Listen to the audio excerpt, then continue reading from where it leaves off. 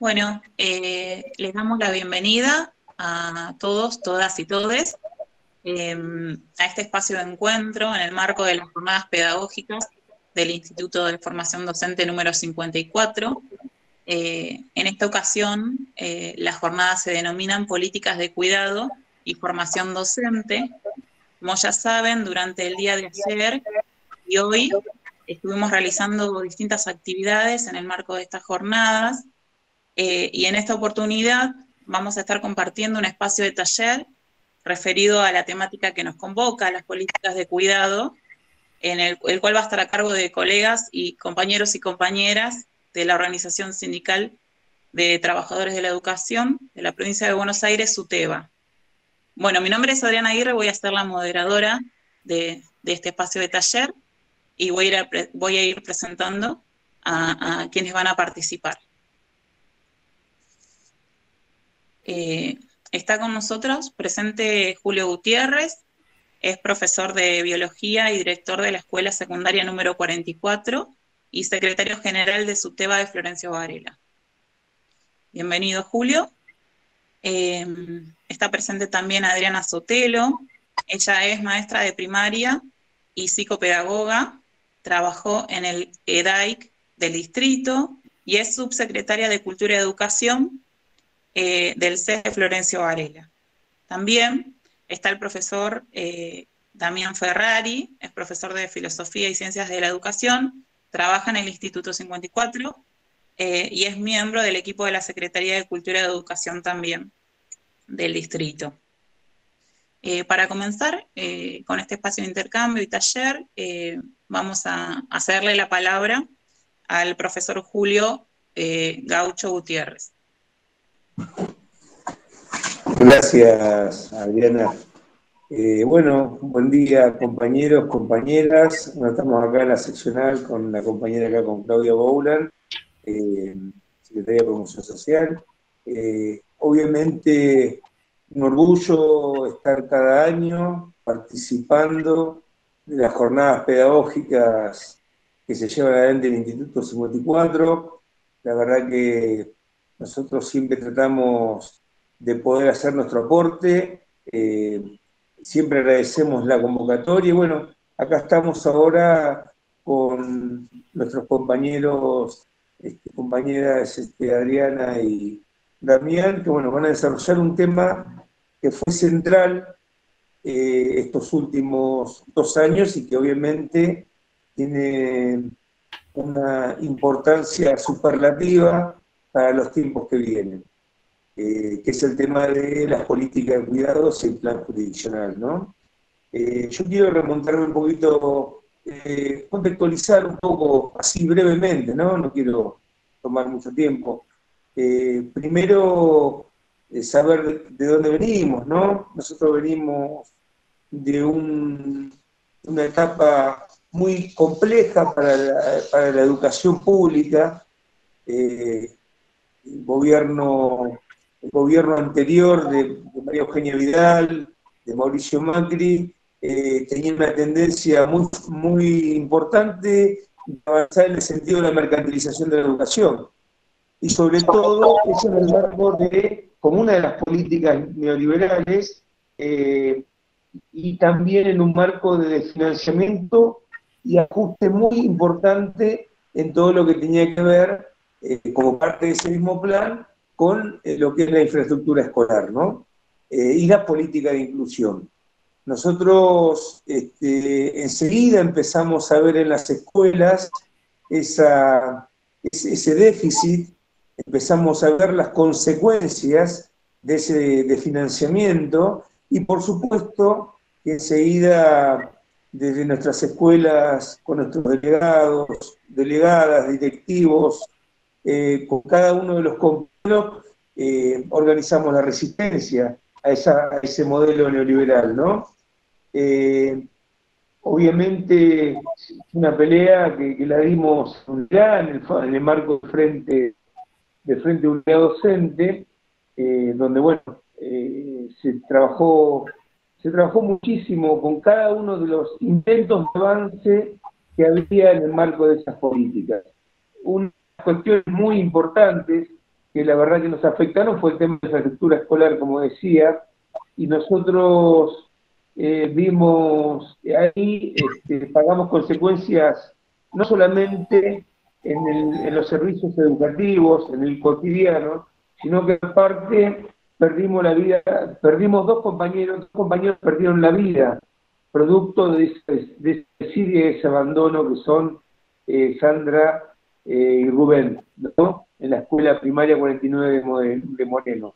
Nosotros veníamos resistiendo una política, esta política de financiamiento, veníamos trabajando con los relevamientos en infraestructura escolar, y obviamente la escuela 49 de Moreno, nosotros una semana antes, 10 días antes, no me acuerdo exactamente, pero era más o menos ese lapso de tiempo, llevamos esas peticiones a la gobernación y nos recibió una reja. Y un tiempito después perdimos a Sandra Rubén. Desde ahí nosotros construimos colectivamente, en el marco de esa resistencia, la necesidad de tener escuelas dignas y seguras, ¿no? Esa fue como una línea que se trazó, en la cual se establecían las condiciones en las que tenían que estar las escuelas. Obviamente seguimos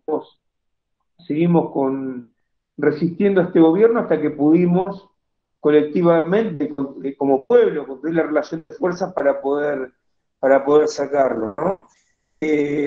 Hubo frente a la asunción del nuevo gobierno, toma la agenda educativa, esta agenda de resistencia, y comienza a trabajarse con justamente lo que se había construido como agenda de resistencia, y hubo un compromiso muy fuerte, primero desde lo simbólico y de lo ético, ¿no? Reconociendo a Sandra Rubén como no se había hecho desde el momento que perdió la vida, que eso lo tomamos, la comunidad educativa de las escuelas lo tomamos como algo muy positivo por parte del gobierno de Axel Kicillof. Pero aparte después, saliendo ya de los gestos simbólicos, sino yendo a lo concreto como política pública, invirtiendo hoy a la fecha 400 millones este año nomás en obras de infraestructura que buscan solucionar de fondo el tema de las escuelas, ¿no? Entonces digo, nada, eso fue algo importantísimo, desde lo cual seguimos trabajando para tener ese tipo de escuela, pero volviendo un cachito de nuevo hacia los comienzos del gobierno, nosotros recuperamos espacios que fueron valiosísimos, y ahora voy a decir por qué. Uno, habíamos perdido la paritaria nacional, la habían intentado eliminar, y lo otro, obviamente, habían quedado sin convocatoria todos los espacios paritarios provinciales, de donde nosotros, obviamente como representantes gremiales, interactuamos y llevamos una agenda educativa, ¿no? Eso se recuperó también, ¿no? En 2019, cuando asume el nuevo gobierno, y enseguida nos pusimos a trabajar en esta agenda que yo he dicho que es una agenda de lucha que tenía que transformarse en política pública. Pero nos arrasó una pandemia mundial, y esos espacios donde quizás enseguida comenzamos a pensar lo que hoy sí estamos desarrollando, estar detrás de obras y demás, en ese momento se transformó en concentrar los esfuerzos en discutir política de cuidado en el marco de la pandemia, ¿no? Entonces tuvimos que enseguida, y habiendo recuperado estos espacios paritarios, incidir para trabajar en algo que fue inédito, y lo primero la no presencialidad, ¿no? Y después el tema de las políticas de inclusión, pero sobre todo las cuestiones pedagógicas en las cuales, bueno, las escuelas, los docentes, los directivos, los estudiantes tuvimos que reinventarnos y tuvimos que afrontar ese desafío inmenso que fue el tema de trabajar en contexto de pandemia, ¿no? Así que nada, eso, digo, fue algo de lo que nos sentimos orgullosos de haber estado desde el primer momento como docentes, como directivos, como estudiantes, haciendo frente y empezar en ese momento la lucha contra la pandemia. Así fue que comenzamos a discutir, porque esto también lo quiero aclarar, digo, porque hay muchas construcciones en este sentido con respecto a que no hubo ningún tipo de presencialidad en las escuelas, es como que nosotros nos fuimos a la escuela y no aparecimos nunca más. Y eso la verdad que es un error, primero porque estuvimos en todo momento en las escuelas garantizando una política de inclusión que fue la entrega de bolsones alimentarios para las familias, ¿no? Y aparte también con esquemas de atención que buscaban contener y laburar las cuestiones que tenían que ver con la entrega de material didáctico, material para trabajar que llegaba de nación y de provincia para los estudiantes, ¿no? Así que digo, nada, eso, pero hubo que trabajar mucho sobre los protocolos, ¿sí? Para poder interactuar en esa presencialidad que debía ser cuidada, que debía ser protocolizada, que debía ser y que estaba en este marco pandémico, donde obviamente había que garantizar algunas cuestiones, pero sobre todo cuidar la salud. Así fue que fue evolucionando el tema de los protocolos inicialmente, que configuraron un plan jurisdiccional como un cuerpo más sistemático, donde bueno, nos permitió tener un esquema de laburo de carácter dinámico, que bueno, eso lo van a contar los compañeros ahora, pero que hoy nos representa como, como un cuerpo un cuerpo de normas desde las cuales nosotros podemos, de alguna forma en las escuelas, construir dos cosas. Una, las escuelas, las condiciones de las escuelas que tienen que tener hoy, pero aparte nos marca un horizonte que son las escuelas que queremos y que necesitamos.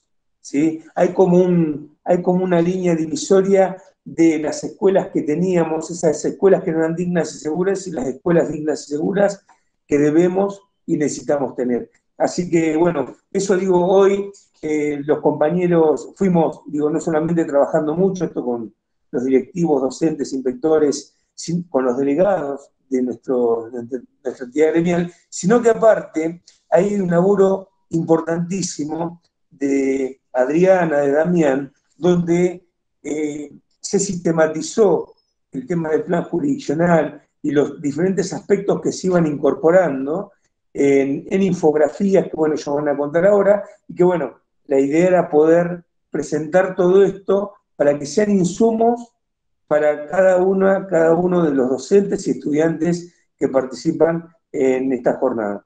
Así que bueno, nada, eso, simplemente agradecer la invitación, ratificar nuestro compromiso y a disposición para lo que necesiten. Muchas gracias. Bueno, muchas gracias, Julio. Muy interesante y muy importante la contextualización que hiciste, ¿no?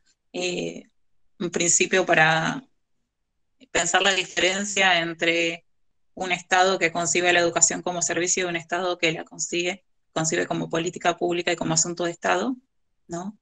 Para después comenzar a hablar, ¿no?, de la política educativa y la política de cuidado, ¿no? Ahora le vamos a dar la palabra al profesor Damián Ferrari, quien va a realizar una presentación justamente sobre las políticas de cuidado en base a un artículo de su autoría, sí, que fue publicado por la revista 737, denominado Las políticas educativas como políticas de cuidado. Te damos la palabra, Damián. Bueno, muchas gracias. Buenas tardes a todas, todos. Exactamente, digamos, ahí Julio hizo un muy buen raconto, digamos, de todas las acciones, de toda la complejidad que nos trajo la pandemia y la acción que fuimos, digamos, pensando desde los trabajadores de la educación. Activamos una serie digamos, acciones, pero también de reflexiones, y en este sentido, digamos, me voy a explayar un poquito sobre este aspecto, ¿no? Que durante la pandemia, en algún sentido, nos hizo pensar de vuelta a la escuela, digamos, en torno a las políticas de cuidado, ¿no? Es decir, las políticas de cuidado siempre han estado presentes, están en el Reglamento General de Instituciones Educativas, pero, digamos, como casi todas las políticas públicas, tuvieron que volver a pensarse a partir de esto. Entonces, Desde el sindicato, 737 es una revista digamos, del sindicato, de SUTEBA. Hemos venido reflexionando sobre estas cuestiones y en este marco yo voy a exponer, digamos, esta reflexión sobre la escuela, ¿no? Sobre la escuela, digamos, y hacia dónde pretendemos ir. En principio, voy a pasar un PowerPoint, así que lo voy a hacer ahora. Bueno, el título ya lo hemos dicho, las políticas educativas como políticas de cuidado. Digamos, está en 737, la pueden consultar, por ahí está el link. Y acá empiezo, digamos, propiamente a contar, ¿no? Cuál es la reflexión. En principio, después del receso escolar, recibí un WhatsApp que decía gracias a cada uno de ustedes por ser parte de la pieza del motor educativo. Bueno, esto me hizo pensar, ¿no? Esto del motor educativo, pensar la escuela como un motor y pensar que nosotros, docentes, somos una pieza, plantea, digamos, una concepción sobre la educación y el sistema educativo que se parece mucho a esta imagen, ¿no? Digo, a esta imagen de fábrica de subjetividad, en donde unos entran, digamos, otros pocos salen, ¿sí? Y hay una diversidad de materiales didácticos y desechos, ¿no? Es decir, es pensar, digamos, la escuela como una fábrica, ¿no? Y en este sentido como una generación de todos iguales, ¿no? En este sentido, digo, creo que hay otras maneras de pensarlo. Y por eso es que empecé a trabajar la idea bueno, ¿qué nos hace humanos? ¿No? ¿Cuál es el rasgo humano originario propiamente? Entonces, hay algunas consideraciones de parte científica también, que, bueno, aparece aquí Margaret Mead, que es una antropóloga estadounidense, y ella dice que el primer signo de humanidad es un fémur quebrado y curado, ¿no? No es una vasija, no es una herramienta, ¿no? Sino es una acción de cuidado de la comunidad. En este sentido, digamos, quizás antes de empezar con las herramientas, los seres humanos hemos empezado con el habla, digamos, y con los cuidados de la comunidad, ¿no? Esto como cuidado. Intentando comprender estas cuestiones de la vulnerabilidad, ¿no? De los seres humanos. Yo tomé aquí reflexiones de Rodolfo Kusch, que es un filósofo americano, un filósofo argentino en realidad, que empieza a pensar la cultura y en este mismo sentido, ¿no? Dice, surge de una indigencia del existir mismo. Es como una Perdón, necesidad de Damián, hallar un domicilio existencial. Sí, ¿te podrías acercar un poquito más? Dicen que escuchan muy bajito. perdón. Ahí se me escucha un poco mejor. Damián, otra posibilidad es que te coloques auriculares, si no. Perfecto. Bueno, voy a tratar de hablar un poco más fuerte. Entonces, en principio, ¿ahora sí se escucha? ¿Se escucha algo mejor? Sí, sí, ahora sí dicen los compañeros por el chat. Sí, se escucha. Perfecto. Entonces, digo, una de estas cuestiones es pensar la cultura como respuesta, digamos, a la indigencia, a la vulnerabilidad, ¿no? En este sentido, Rodolfo Kusch, que es un filósofo argentino, digamos, empieza a plantear que la cultura no es una serie de objetos, ¿no? Sino que tiene que ver con el surgimiento de una indigencia del existir mismo, ¿no? Es decir, que es producto de la respuesta de una comunidad, ¿no? La necesidad de hallar un domicilio existencial. En este sentido, las personas somos seres que actúan y hablan, ¿no? Y que, digo, más allá de la biología, que, digamos, efectivamente somos animales, tenemos, digamos, según lo que plantea Rousseau, una segunda naturaleza, ¿no? Una naturaleza civil y política, se puede decir, ¿no? Es decir, que nos constituimos civil y políticamente. Digo, si pensamos a la cultura desde este lugar de la indigencia humana, desde este lugar de el abrigo, desde este lugar en donde intentamos encontrar respuesta frente a la indigencia, y que es una respuesta además colectiva, bueno, podemos pensar la escuela de otra manera, ¿no? Podemos pensar la escuela que resguarda, ¿eh? La escuela que tiene que ver con esto de un espacio para alojar un proceso de enriquecimiento, de incorporación a una comunidad humana, ¿no? De una comunidad particular, de una comunidad y no de otra, ¿no? Es decir, cada comunidad, cada cultura va construyendo una respuesta existencial propia. Entonces en este sentido nosotros podemos pensar a la escuela, ¿no? Como decíamos en un principio, como un dispositivo de sujeción para la reproducción, ¿no? De lo mismo, o podemos pensar que es un espacio para la hospitalidad, como una forma de hacer lugar en las coordenadas de la cultura heredada que aloja y resguarda a los nuevos miembros de la comunidad, ¿no? Bueno, esta es una idea, ¿no? Es una idea que efectivamente intenta pensar en términos de cuidado a la escuela, ¿no? Entonces, en este sentido, las políticas de cuidado, ¿no? Pueden ser también pensadas como las políticas educativas, es decir, no pensar como dos cosas diversas, sino la política educativa y la política de cuidado, digamos, en este sentido, protegen y cobijan, ¿no? Y dan lugar al otro en la comunidad humana. En este sentido, pensarlos, ¿no? Como dos polos de un mismo acto de incorporación, ¿sí? En un entramado cultural, político, comunitario. En este sentido, digo, para pensar la educación de esta forma, hay que pensar que no se trata de una transmisión de lo mismo, como en la fábrica, ¿no? Que se produce todo lo igual, ¿no? Sino la enseñanza como un acto ético, como una situación de habilitación de diálogo, de escucha del otro, ¿no? Incluso antes de cualquier acto de comprensión, ¿no? Es decir, antes de poder absolutamente comprender lo que me está diciendo. Digo, puedo no comprenderlo, pero puedo comprender la situación, ¿no? Puedo no entenderlo, ¿sí? Pero sí comprender la situación a partir de la analogía, ¿no? Bueno, le pasa a él lo que me pasa a mí. Entonces, una de las claves, me parece que para pensar esta cuestión de la política educativa como política de cuidado, tiene que ver justamente con esto de complejizar la idea de transmisión cultural, ¿no?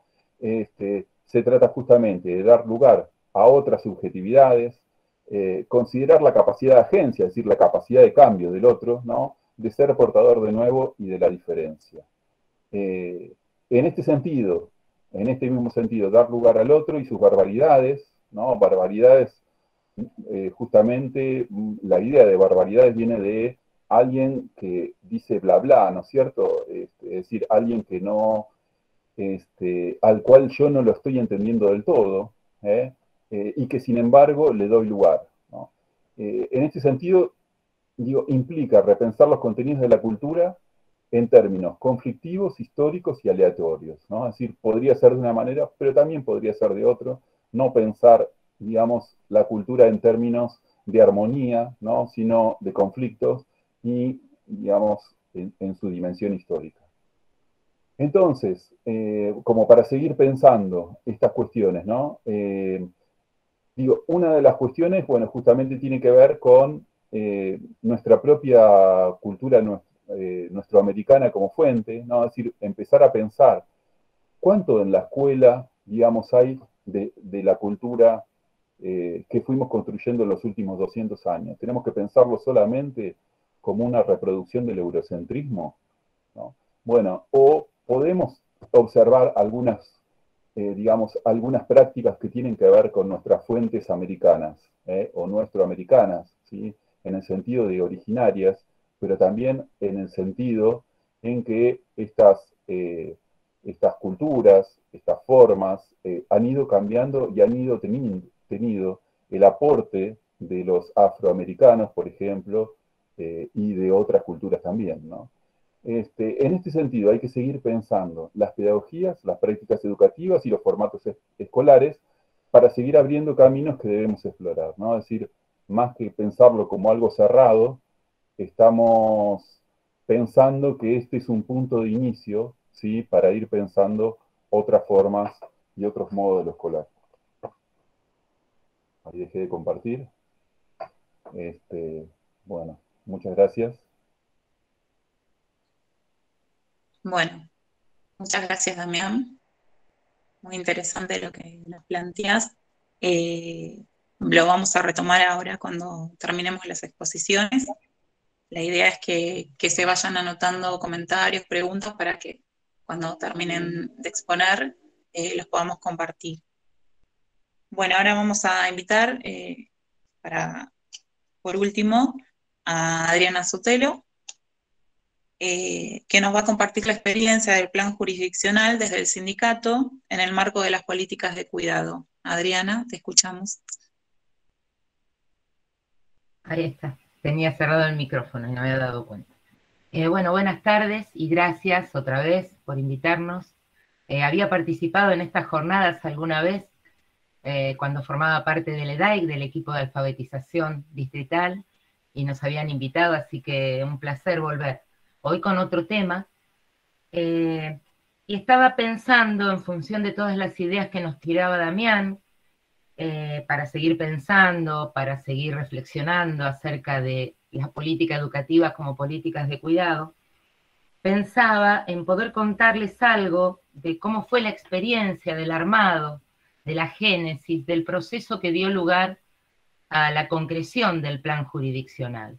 El plan jurisdiccional como una política de cuidado necesaria en el marco de pandemia, necesaria, digamos, como esencial para el cuidado de la salud, pero una política de cuidado que necesitaba estar entramada con la política educativa, que necesitaba ser pensada en función de la organización institucional, de lo pedagógico, de la enseñanza.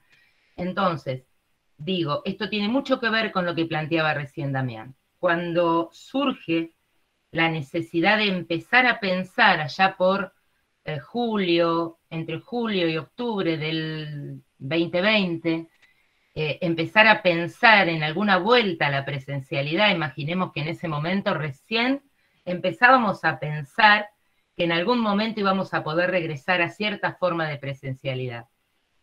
Este plan jurisdiccional necesitó de un trabajo arduo, de muchas discusiones, de mucha participación, de un trabajo colectivo y de un trabajo que necesitó el aporte de los trabajadores de la educación.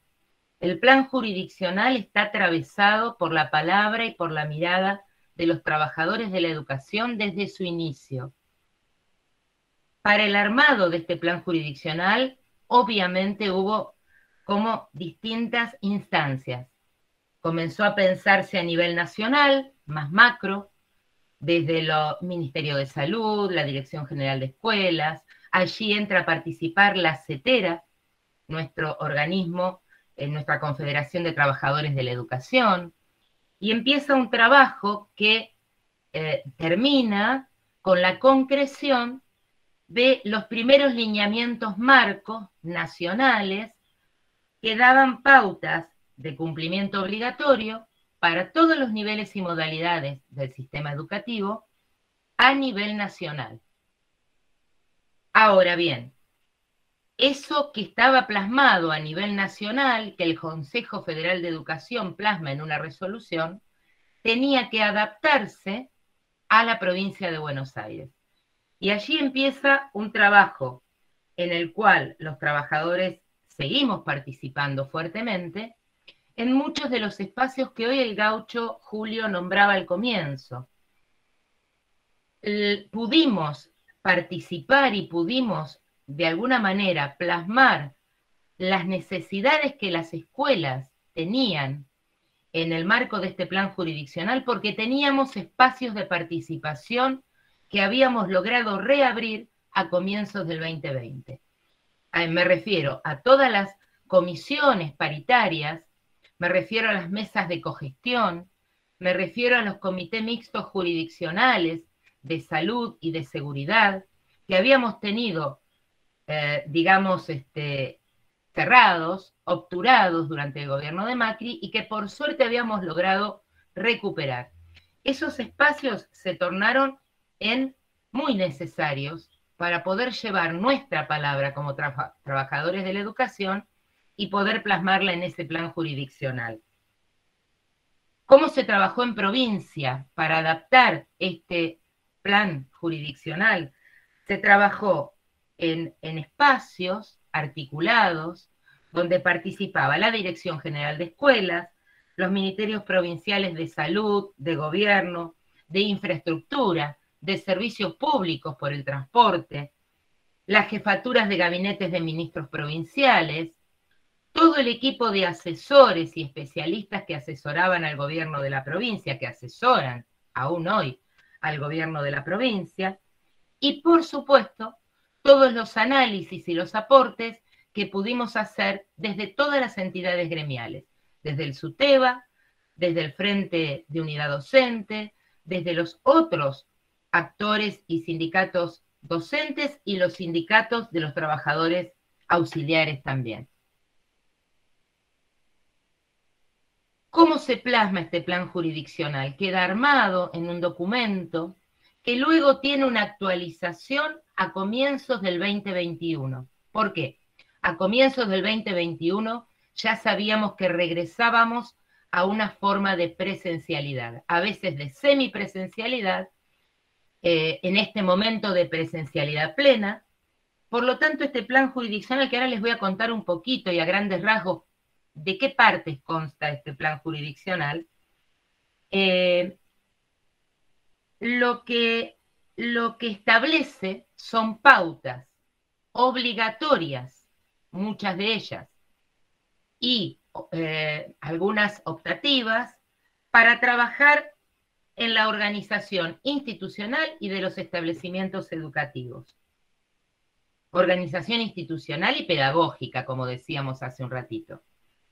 Pero tenemos que tener en cuenta que más allá de haber organizado el plan jurisdiccional para el regreso seguro a clases a nivel provincial, quedaba aún poder trabajar con este plan jurisdiccional a nivel de cada distrito, de cada jurisdicción y de cada establecimiento educativo.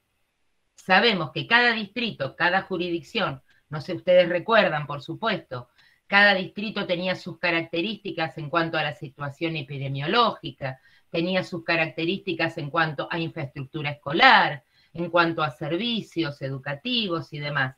Por lo tanto, era muy importante también poder llevar esta discusión al ámbito de cada distrito y de cada jurisdicción.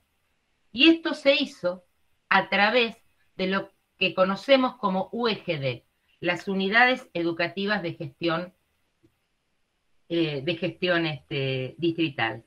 Las UEGD trabajaron y trabajan en un marco donde participan, para poder contarles a ustedes, a nivel distrital, en las UEGD, inspectores de enseñanza, inspectores jefes distritales, inspectores de infraestructura del distrito, autoridades municipales, los representantes de los sindicatos docentes y de trabajadores auxiliares del distrito o de la jurisdicción, los consejeros escolares, los consejos escolares, que fueron los encargados de la provisión de elementos, de limpieza, de desinfección y demás, y de muchos de los arreglos, también de parte de los arreglos que eran necesarios en cuanto a los edificios escolares. Las autoridades sanitarias de cada distrito y los efectores de salud de cada distrito. Todos estos actores estuvieron trabajando y continúan trabajando aún hoy en el marco de las UEGD de cada distrito. Es importante para nosotros poder comentarles que sin el enorme aporte que hemos hecho los trabajadores de la educación, este plan jurisdiccional tiene en un 95% de la letra de este cuerpo, de esta normativa, fue puesto y fue puesto a consideración y aceptado, pero fue trasladado por los trabajadores de la educación. Esto es importantísimo. Nosotros desde el SUTEBA siempre creímos y seguimos trabajando en función de esa idea, que los docentes somos productores de conocimiento y que teníamos un enorme acumulado de conocimientos acerca de cómo organizar una institución y de cómo pensar lo pedagógico que no podía quedar fuera del plan jurisdiccional, más allá de que el objetivo fuera el cuidado de la salud como primordial y esencial. Voy a contarles un poquito, brevemente, porque después vamos a compartir con ustedes unas infografías que armamos con Damián en el marco del SUTEBA, que fue un instrumento donde intentamos resumir las ideas principales del plan jurisdiccional, que fue un recurso que pusimos en mano de todos los compañeros trabajadores de la educación para que pudieran manejarse en el marco de estos casi 2 años, donde, digamos, la escuela estaba atravesada por cantidad de cuestiones y el plan jurisdiccional era el instrumento que teníamos que tener más a mano para el cuidado de la salud. El plan jurisdiccional consta, en realidad, establece desde aquellas actividades que fueron preparatorias en aquel 2020, ¿no? Poder pensar actividades preparatorias en relación con el estado de los edificios escolares, con cómo debía organizar reuniones en cada escuela previo al ingreso de los alumnos, cómo debía organizarse el personal, cómo debían hacerse las capacitaciones para el manejo de los protocolos que establece el plan. Era muy importante manejarlo, leerlo, masticarlo con los compañeros antes de que se produjera el ingreso de los estudiantes a la escuela. Todas esas actividades preparatorias estaban incluidas en este plan jurisdiccional. Pero lo más importante de lo que consta el plan jurisdiccional son todos los anexos y los protocolos. Perdón, además de los anexos y de los protocolos, las pautas obligatorias, ¿no es cierto?, que tenían que ver con pautas de bioseguridad, de higiene, de limpieza, de desinfección, de higiene personal, de desinfección de los edificios, y pautas organizacionales que tenían que ver con cómo pensábamos que sería el regreso de los grupos de alumnos y de estudiantes, alumnos, alumnas, alumnes y de estudiantes a la escuela.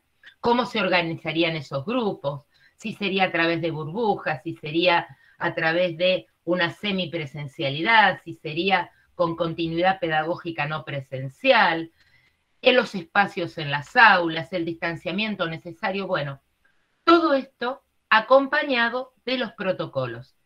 Los protocolos son 8 que establece el plan jurisdiccional y que tienen que ver con las características que debe reunir la infraestructura educativa, qué condiciones tiene que reunir el edificio y qué condiciones y cuáles de esas condiciones de no estar cumplidas no permitían el regreso a la presencialidad. Esto es importantísimo. Era la herramienta que los trabajadores teníamos en la mano para saber y garantizar que esa presencialidad iba a ser cuidada. Los trabajadores de la educación y las familias, por supuesto, de nuestros estudiantes y nuestros estudiantes. Protocolo referido entonces a la infraestructura, a la limpieza y la desinfección necesaria de todos los espacios que se iban a utilizar, a la ventilación, un aspecto fundamental que sigue siéndolo aún hoy, cuáles eran las características de esa ventilación y cómo debía darse y resguardarse en el ámbito de las instituciones. Normas referidas a la utilización de bibliotecas, al transporte escolar, etc. Todos esos protocolos forman parte del plan jurisdiccional. Ahora, a través de las infografías, vamos a poder ver un poquito cuáles son algunos de esos aspectos. Creo no haberme olvidado de ninguna de las cuestiones importantes. Sí, volver a recalcar esto. Haber participado como trabajadores de la educación en el armado de este plan jurisdiccional, en el armado, en la supervisión, digo, desde la organización sindical hemos estado trabajando para que este plan jurisdiccional se cumpla, monitoreando que las condiciones necesarias que establece el plan estuviesen dadas, que los insumos que eran necesarios estuviesen a disposición. Digamos, toda nuestra política gremial también, desde la organización sindical, estuvo abocada y sigue estando abocada a eso. Y decirles que esto fue posible en este contexto tan complejo porque teníamos reabiertos los mecanismos de participación. Y por eso creemos que todo esto que fue tan complejo y tan difícil es el puntapié inicial para seguir pensando la escuela que viene en esta nueva presencialidad. Muchas gracias.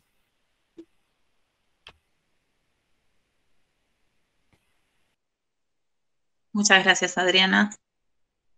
Bueno, muy interesante la forma en que fueron planteando en principio Julio, ¿no? Que nos dio, nos contextualizó, nos dio el marco, ¿no? Del cambio de posicionamiento del Estado con respecto a la educación, el rol que cumplen los distintos actores sociales, en este caso, la organización sindical como representante de los trabajadores de la educación. En el caso de Damián, bueno, nos dio el marco teórico conceptual, ¿no? Un posicionamiento distinto con respecto a la forma de conceptualizar el cuidado, ¿no? Desde una perspectiva de reproducción, ¿no? Y desde una perspectiva más amplia, ¿no? Que concibe el cuidado como también como política educativa. Y por otro lado, Adriana, que nos amplió un poco toda esta cuestión que está detrás de la vuelta a la presencialidad y todo lo que implicó ese regreso a la presencialidad en términos de acuerdos interinstitucionales entre distintos actores, ¿no? Y la importancia de la participación desde un nuevo posicionamiento del Estado que da lugar también a estos actores para poder hacerse escuchar también como participantes de las instituciones educativas y como protagonistas de las instituciones educativas, que son los trabajadores de la educación. Me interesa también que las estudiantes y los estudiantes que están presentes, si tienen alguna duda respecto a esto, porque es bastante complejo, ¿no? La cuestión de cómo se organizaron en principio los lineamientos del plan, cómo se descentralizó, ¿no? Cómo se implementó a nivel de descentralización territorial estos distintos lineamientos y cómo se implementaron los protocolos del regreso seguro a clase en el marco de una concepción de cuidado integral, ¿no? Entiendo yo. Me gustaría que los y las participantes pudieran hacer comentarios, preguntas y aprovechen a los expositores por si se quedaron con alguna duda, si quieren hacer alguna consulta, un comentario.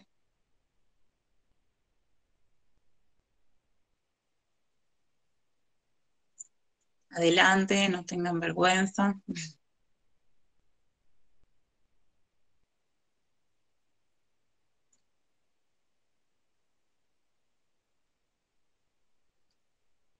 Ahí veo algunos alumnos míos y alumnas mías también. Los invito a hacer comentarios y preguntas. A los profes. Bueno, quedó un panorama, la verdad, bastante amplio, ¿no? De cuestiones que fuimos tomando y que Adriana resumió muy bien recién, digamos, en donde, bueno, hay acciones más generales, políticas más puntuales,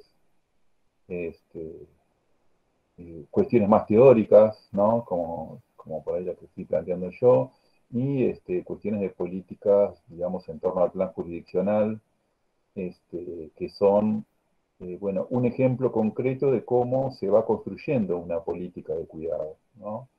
Digamos, y cómo los trabajadores organizados en un sindicato, vamos llevando la voz de los trabajadores, digamos, y vamos planteando, bueno, las condiciones necesarias para, digamos, el ejercicio de nuestro trabajo, ¿no?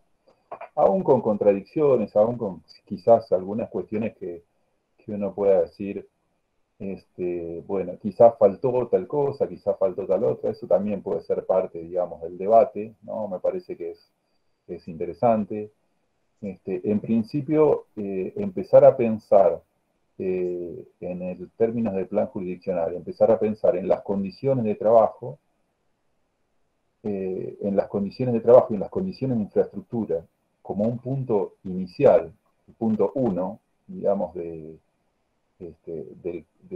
cualquier acción educativa, me parece que es muy, muy importante haberlo puesto ahí en la agenda educativa porque, digamos, veníamos de unas políticas en donde había desinversión, ¿no? No fue casual que, digamos, dos compañeros docentes, un compañero docente, una compañía docente y un compañero trabajador auxiliar fallecieran en un accidente que, digamos, no es de trabajo, ¿no? Es decir, haciendo su trabajo tuvieron un accidente, pero bueno, ahí, digamos, había un problema de desinversión importante, grande, y esas cuestiones pasan también, digamos, en este sentido, porque todos ponemos siempre lo mejor de nosotros para que todo salga para adelante, ¿no? Y bueno, creo que la cuestión de poner los riesgos del trabajo, digamos, en principio, es un aporte interesante porque tiene que ver con la materialidad de nuestro trabajo, ¿no? Digamos, allá de que la educación tiene, digamos, tiene la mayoría, digamos, que tiene que ver con las condiciones, con generar condiciones en términos subjetivos y en el mundo simbólico de las personas, ¿no? Se hace concretamente en una escuela, se hace, digamos, con una infraestructura, ¿no? Bueno, con unas condiciones de trabajo, con unas condiciones para que los chicos estén, este, con un salario docente, también acorde. Bueno, todas esas son cuestiones justamente a partir de las cuales después también pensamos esas otras cuestiones. Así que... Ahí Patricia señala que también es importante pensarlo en términos de cuidado de los seres que habitamos el trabajo. Y de una vez por todas romper la distancia entre escuela y comunidad. Escuela sin paredes, diría Susana Reyes. Por otro lado, bueno, en relación a lo que señala Patricia, ¿no? En términos de cuidado de los seres que habitamos el trabajo, ese habitar el trabajo tiene que ver, ¿no? Con cuidar los aspectos materiales, como decían, las condiciones materiales, las condiciones salariales de los docentes, y también tiene que ver con seguir trabajando en capacitación en cuanto al posicionamiento que tenemos, ¿no? En el marco de una perspectiva de derechos, en el marco de concebir, como decía Damiana en su presentación, la enseñanza en el marco del cuidado integral, ¿no? Pensar la enseñanza no separado del cuidado, sino que son dos polos que van de la mano. Perdón, Adriana, quería sumar porque me parece interesante esto que decía Patricia recién a través del chat, dice que está sin micrófono en su compu, digo, y de esto que sumaba Damián y que sumabas vos, poder comentarles a todos los compañeros que están participando de la reunión que más allá del plan jurisdiccional y de todos estos debates y discusiones que fueron tan necesarias en el marco de la pandemia, desde SUTEBA estamos abriendo ahora un espacio donde muchos de los estudiantes del 54 estuvieron participando y algunos profes también, que los estamos haciendo a través de unas jornadas de debate, donde la intención es volver a pensar, luego de haber atravesado este momento, de seguir atravesándolo, pero digo, desde otro panorama, gracias a las vacunas y demás en este momento, volver a pensar esa escuela, la escuela que tenemos y esa escuela que queremos, los institutos que tenemos y los institutos que queremos y que necesitamos. Estas jornadas de debate las venimos llevando a cabo durante todo este mes de septiembre y la idea fue discutir y reflexionar acerca de diferentes temáticas que tenían que ver con la organización institucional, pedagógica, la organización curricular, pero sobre todo recuperar esto que decías vos, Adriana, recién, la politicidad del acto educativo.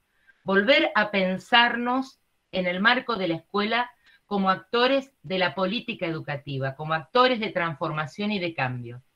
Desde el SUTEBA sostenemos siempre que pensamos en una educación pública que sea transformadora, que sea emancipadora, que tenga características, perspectivas feministas, latinoamericanas, democráticas, digo, y pensamos que hay que seguir discutiendo, debatiendo y generando una agenda de demandas, de políticas públicas, educativas, políticas también de cuidado, que permitan que esa escuela pública que necesitamos sea posible. Sin la presencia del Estado y de estas políticas tan necesarias, esta escuela que pensamos no sería posible. Por eso quería comentarles los de las jornadas para que participen, para que estén atentos, para que este debate se abra también al interior de cada una de las instituciones, ¿no es cierto? Porque sumar de todo eso que cada uno de los estudiantes, de los profes, de los trabajadores sumamos, es la letra para la demanda de las políticas públicas y educativas que necesitamos. Quería comentarles eso. Ahí agrega Patricia la cuestión de la conectividad. ¿Puedes contar una cosita? Sí. No, hay una compañera preguntó algo muy interesante, que bueno, se corre un cachito, pero tiene que ver con lo que estamos hablando, pero con el tema de la conectividad, ¿no? Nosotros, obviamente, en el marco de las denuncias y de la resistencia, como venía diciendo, de las políticas de inclusión y entre ellas, digo, una fundamental, que fue el programa Conectar Igualdad, ¿no? Y otras peleas que hemos dado también en el marco de organizaciones a las que también pertenecemos, nosotros desde nuestra entidad gremial SUTEBA, como es la CTA, y de alguna manera en comunión con otras entidades, otras centrales también gremiales, es el tema de lo que sería justamente la conectividad, los servicios, ¿no? Digo, acá hubo una política muy importante de vaciamiento, de negocio, un gobierno neoliberal, obviamente, no es que se equivoca en las políticas que viene a desarrollar. Y voy a decir una cosita más. No se equivoca, vinieron a hacer eso que hicieron, ¿sí? Y lo hicieron con mucha efectividad y hasta un punto donde no pudieron hacerlo, no pudieron avanzar más porque se encontraron con la resistencia de los trabajadores y el pueblo. Pero digo, ese vaciamiento, hoy vemos las consecuencias de eso, ¿no? Vemos la consecuencia de tener los servicios que, digo, este gobierno lo que atinó a hacer es, por lo menos, a suspender el tema de los aumentos, pero esos servicios siguen de carácter dolarizado, es casi imposible acceder a algunas cuestiones como la conectividad.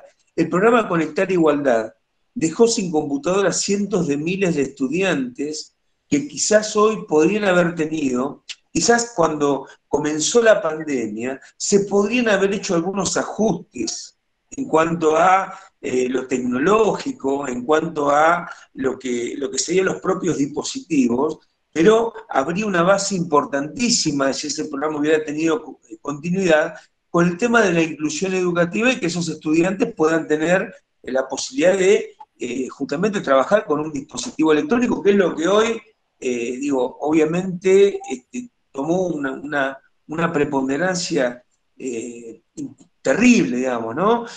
Pero también acá yo quería, ¿por qué traigo este dato?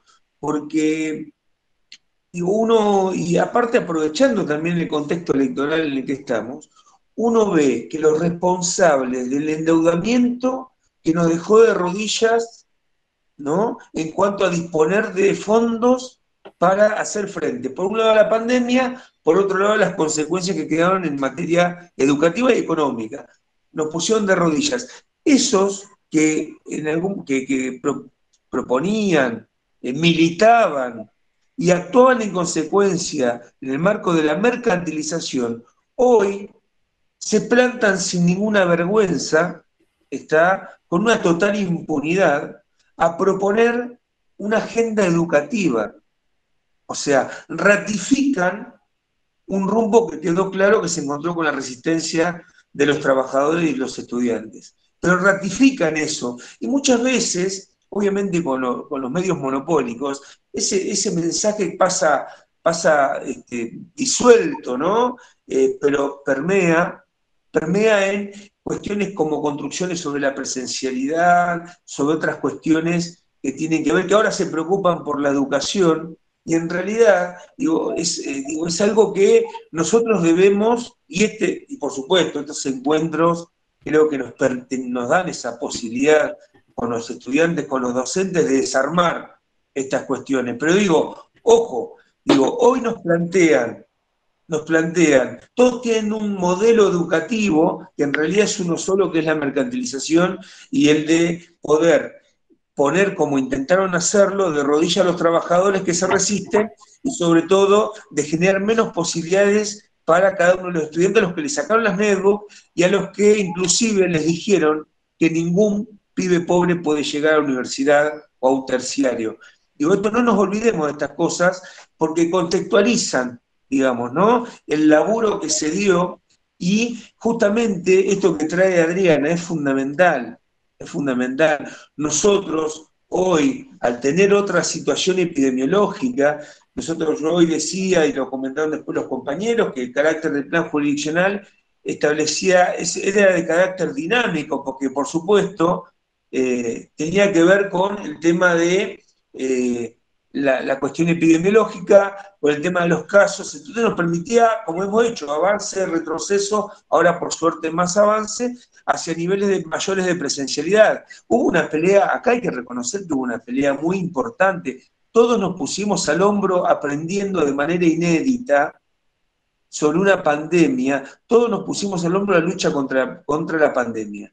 Primero, desde usar el barbijo, respetar las distancias, respetar y hacer respetar, el tema de lo que son los protocolos, pero aparte también tomando el compromiso como uno de los pocos países del mundo que tiene de ir a vacunarse, Y nosotros como entidad gremial hasta podemos decir que también nos pusimos en ese camino desde el principio, ofreciendo todos nuestros lugares que tenemos turísticos para que estén a disposición para aislamiento, para que se alojen los médicos, pero también poniendo nuestros centros de salud como centros vacunatorios. En Varela se vacunaron 13.000 personas.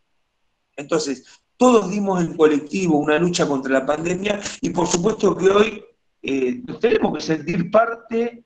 El gobierno tuvo un rol fundamental en generar política de cuidado, financiamiento y en el tema de la vacunación, en ese marco.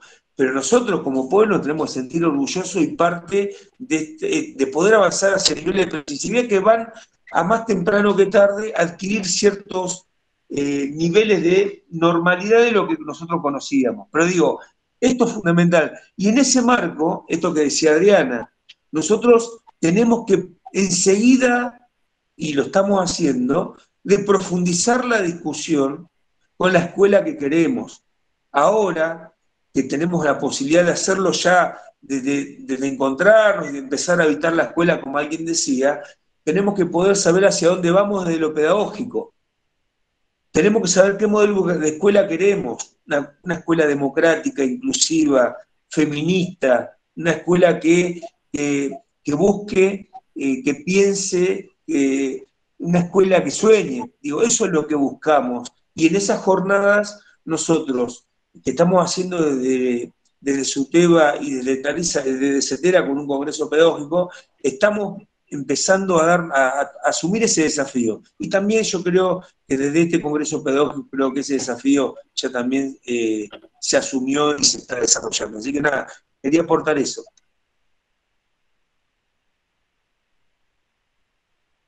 Bueno, muchas gracias. Es importante poner sobre la mesa todas estas cuestiones, ¿no? Porque no son cuestiones menores y hay que decirlas y hay que compartirlas. Y como dijeron, estamos en tiempos electorales donde muchas cosas no se saben, no se dicen, y está bueno poder decidir con toda la información a la mano. Y sobre todo, bueno, como señalan ustedes, pensar, poder reflexionar y pensar cuál es la escuela que queremos, qué mirada, ¿no?, vamos a tener de esa escuela, y qué es lo que no queremos seguir reproduciendo, ¿no?, en términos educativos, pedagógicos. Damián, ¿querés agregar algo más? ¿Algún comentario más, Patricia? Que yo quería agregar algo después, pero después después que los compañeros hablen. No, yo digo, dar las gracias por la escucha, por la atenta escucha. Los invito también a, bueno, por ahí es medio estresante o difícil a veces hablar digamos, en vivo, pero si quieren dejar algún mensaje por chat sobre la charla, sobre algún aspecto que les pareció bien o que les pareció mal, digamos, cualquier cuestión de estas, me parece que es interesante, digamos, la producción del ida y vuelta, ¿no? Que en los medios tecnológicos siempre, digamos, es más difícil percibir eso, ¿no? La presencialidad, hay cosas que, digamos, estas cuestiones quizás nos acortan distancias, ¿no? Y acá en vez de acortarlas, las aleja. Así que, bueno, de mi parte, muchas gracias. Le dejo la palabra a Adriana y la invitación a que, digamos, se expresen por el chat si tienen ganas. Gracias. No, yo quiero sumar solamente a algo que tenía que ver, Adriana, que vos habías tomado, que Patricia venía poniendo también en el chat, y que debe ser una preocupación de muchos de los estudiantes que también hoy están participando, que tiene que ver con una ley de conectividad nacional. Lo tomó el Gaucho también. Digo, nosotros vamos por la demanda de una ley de conectividad a nivel nacional, pero no solo por una ley de conectividad, sino también por, digamos, tener en cuenta la necesidad de dispositivos tecnológicos para todos, profesores y estudiantes, la necesidad de pensar plataformas educativas que sean pensadas desde los propios ministerios de educación y no, como decía recién Julio, desde esta perspectiva mercantilista, donde los contenidos son pensados no ingenuamente, sino en función de los intereses económicos. En este momento muchas de las plataformas educativas que tenemos, exceptuando algunas que el Estado ha puesto a disposición, son manejadas y los contenidos a los que los estudiantes tienen acceso son pensados desde una perspectiva absolutamente mercantilista y no desde la perspectiva de la educación pública que nosotros pensamos. Así que dispositivos tecnológicos, plataformas educativas pensadas desde los propios ministerios de educación y espacios de formación. Esto es una demanda de todos los trabajadores de la educación, imagino que también de los estudiantes, tener espacios de formación para la utilización de los dispositivos tecnológicos de las plataformas y que nos permitan también generar mecanismos de cómo manejarnos críticamente frente a los contenidos que se presentan en las distintas plataformas. Así que era agregar eso, agradecer la escucha de todos los que participaron y agradecerles a ustedes otra vez por la invitación. Muchas gracias. Bueno, si no hay ningún comentario más como para ir cerrando, también quería retomar, ayer en la apertura estuvo la directora provincial de Educación Superior y ella planteaba, ¿no?, la cuestión del cuidado de la mano de la enseñanza, ¿no? Y en el marco de una educación como derecho social, pero también pensar la educación superior, y en este caso la educación en el marco de los institutos de formación docente como derecho social para todos y todas, y todes. Así que, bueno, les agradezco mucho. Gracias por darme participación también, Damián. Un gusto haberles escuchado. Y gracias a todos los estudiantes que participaron.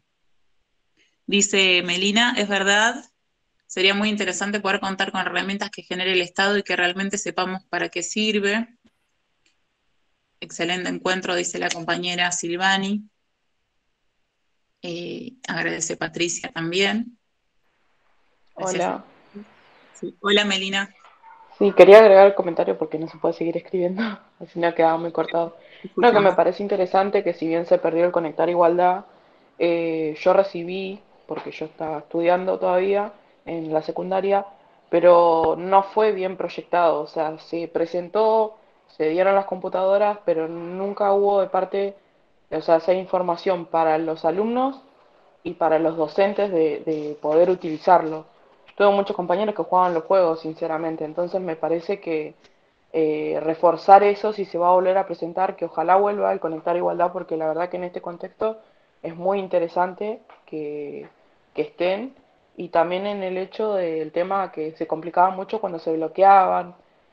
Son todas pequeñas herramientas que nos sirven para ir evolucionando, y tanto como se va a presentar, por ejemplo, ahora en el diseño curricular de inicial esta programación y robótica, me parece interesante también, digamos, de niveles tan de inicial, que se presente todo esto de las tecnologías, porque los chicos hoy son de otra era, de otra época, y me parece interesante también acercarles herramientas para que ellos puedan ir explorando desde otros ámbitos, no comerciales como decía el profe, porque YouTube y todo eso es como todo comercial. Lo mismo ahora que usamos Drive, eh, si bien está el Infod, por ejemplo, para manejarnos, pocos profesores están utilizando esa plataforma, que me parece que está bueno porque no ocupa memoria y no tenemos tantas problemáticas, pero bueno, hoy como estamos, nos manejamos con lo que hay.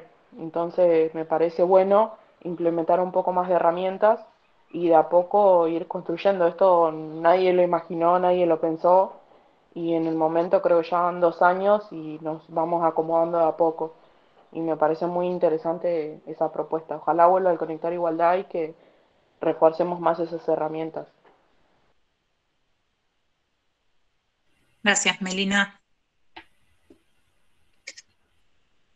Bueno, otro comentario de Gisela decía que, bueno, le pareció importante el comentario de Julio de pensar en las próximas elecciones, pensar la escuela que queremos, ¿no? Patricia comentaba acerca del uso de la utilización de las plataformas Infod, con respecto a la mercantilización de la educación que mencionaba Adriana en relación al uso de las plataformas.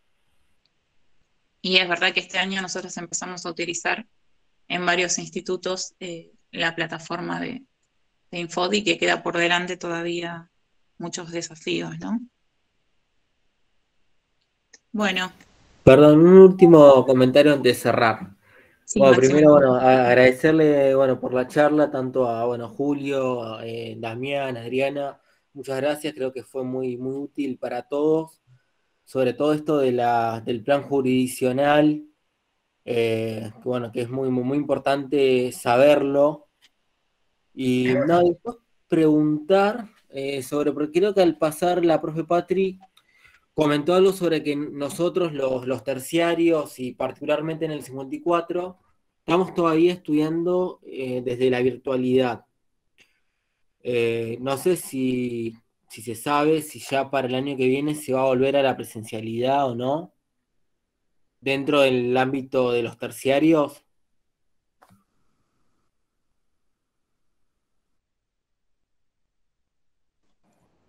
No sé quién puede contestarte esa pregunta. No lo sé a ciencia cierta. Todavía no hay definiciones de eso, pero suponemos que en la medida en que se vayan abriendo los espacios, en realidad todos los terciarios e incluso la universidad, digamos, recién la Jauretche, por ejemplo, está abriendo ahora, digamos, ahora en octubre. Así que bueno, también tiene que ver nuestras condiciones edilicias en el 54, que no son buenas, ¿no? Y que bueno, en función de eso estamos teniendo algunas iniciativas de, digamos, generar, digamos, la construcción de un edificio propio. Sobre eso, digamos, un grupo de profesores, alumnos y demás estamos intentando avanzar, pero bueno, yo ahí no sé si Julio quiere aportar alguna De cuestión hecho, más. de hecho han vuelto, las prácticas han vuelto de manera presencial ya. Sí, yo quería contar una cosita. Primero, algo breve, digo, porque para que no quede ahí en el aire, ¿no?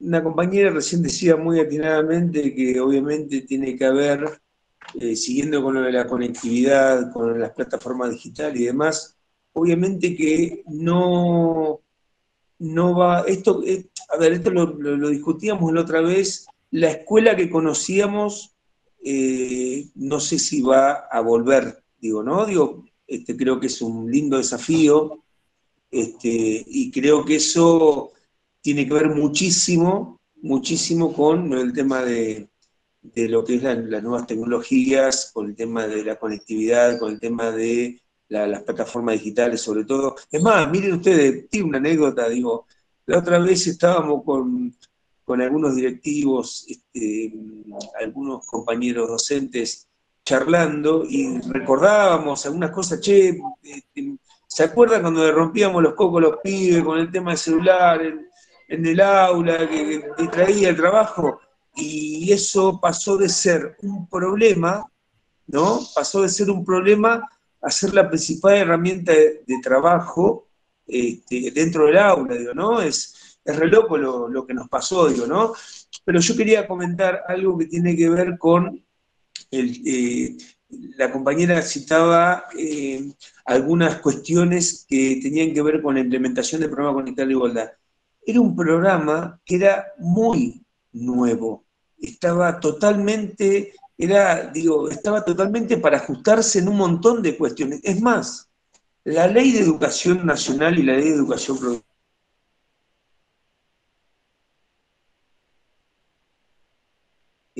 los tiempos y las trayectorias educativas son muy nuevas. Había un montón de cuestiones y ajustes que había que ir haciéndole. Tuvimos una interrupción brusca, insisto, con un gobierno neoliberal que vino a hacer algo en el sentido opuesto, mercantilización, desigualdad, dejó eso en evidencia y eso nos produjo un parate importante y en algunas cosas un retroceso, porque las políticas de inclusión se paralizaron de golpe, en un montón de sentidos. A ver, decía Conectar la Igualdad, salgamos de Conectar la Igualdad, vamos al plan de mejora institucional, recursos con los que contábamos los directivos para complementar y trabajar con la inclusión en la escuela, con los pibes, con docentes, con un montón de proyectos. Eso se cortó. Ni hablar la lucha que dio la escuela técnica. Lo que estoy diciendo que a veces parece que las cosas están dadas, no se aprueban leyes y ya están dadas, y ni cerca pasa eso. Las leyes, por eso es tan importante las leyes en las que participamos en su elaboración, en los criterios, la ley decía Educación Nacional, Educación Provincial, la ley de Educación Técnica también, que surge más o menos para la misma época, 2005-2007, digo, estaban recién implementándose y llegando a las primeras cohortes que completaban el proceso de esas leyes, ¿no? Entonces, mire, usted imagínense lo importante y la gravedad de lo que se interrumpió. Y esto tenemos que tenerlo en cuenta porque nosotros cuando entramos a una escuela, asumimos la normativa, la conozcamos o no la conozcamos. Entonces ahí hay un montón de cosas con las cuales nos tenemos que familiarizar y poder entender y manejar. Y hay una cosa que quería traer, que también recién decía, la verdad que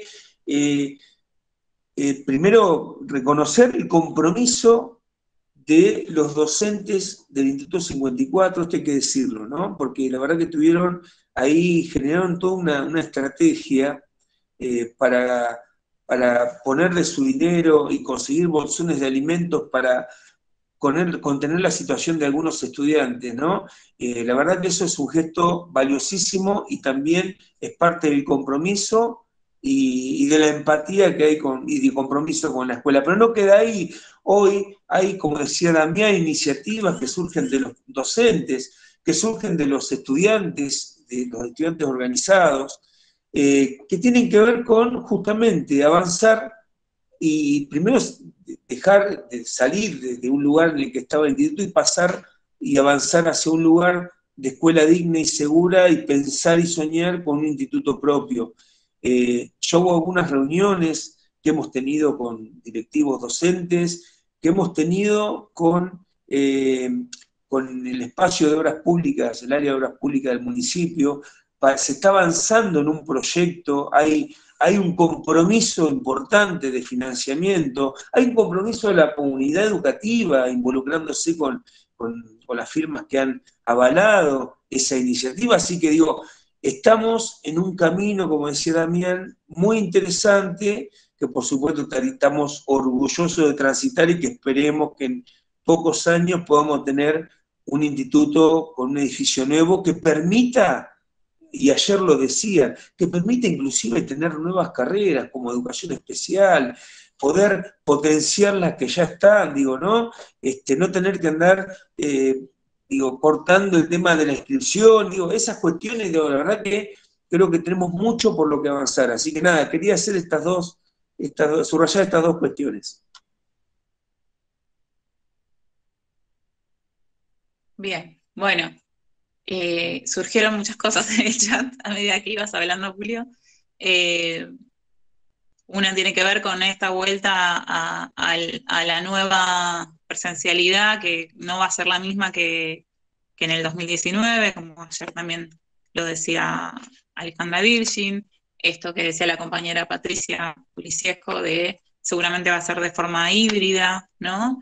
Y que también hay que escuchar a los estudiantes qué es lo que ellos quieren, ¿no? Qué tipo de escuela es la que están pidiendo y qué tipo de educación.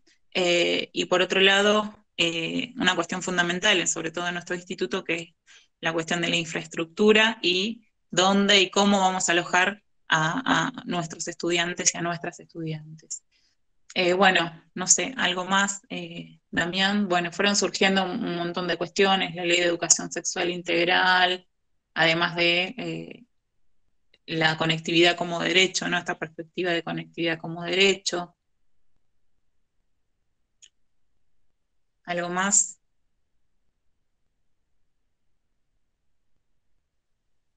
Bueno.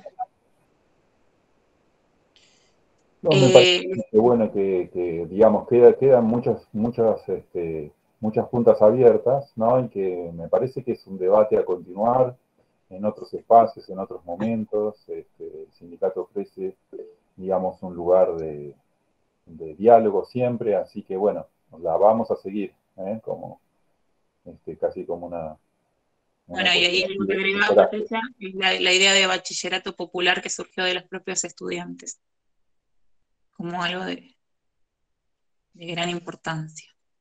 Bueno, gracias a todos, todas y todes por haber participado. Como les dije antes, un gusto haber estado en este espacio. Y bueno, vamos a seguir compartiendo en otros espacios de estas jornadas que continúan, ¿no? Que van a continuar ahora a la tarde y que van a continuar mañana, pasado. Así que nos seguimos viendo, nos seguimos encontrando. Muchas gracias.